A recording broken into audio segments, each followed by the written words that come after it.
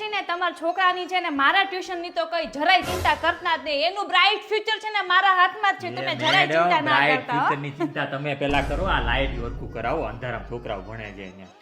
એકાન બદલે બગડન તગડો. તમારા છોકરોને પહેલા નંબર આવે ને તો બધી ફી માફ. અરે પહેલા નંબરે આવે ત્યારે ને પાસ. મારો છોકરો એક ના એક ધોરણમાં પડ્યો 3 વર્ષથી. પાસ થાય તો પહેલા નંબર આવે. હું શું કહું છું કે તમે જો મારું આજે તમે ક્લાસીસ જોઈન કરશો ને તો એક તમને બેગ ફ્રી આપીશ, પેન્સિલ, કંપાસ ને બધું ફ્રી મારા તરફથી. બધું ફી માં તો તમે ગણ લ્યો છો.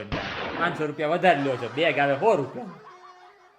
ફ્રી માં બીમાં કાઈ નથી આપતા. આ બધું સ્કેમ તમારો વારો પછી છે. પેલા આ ભાઈને પેલા છે ને એના છોકરાને જોઈન કરવાનું છે તો એને પેલા બોલવા દો. તમે તો રોજ કમ્પ્લેન લઈને આવો છો. તમારો છોકરો ધ્યાન નથી આપતો, પાસ નથી થતો, તેમાં કઈ મારો વાંક?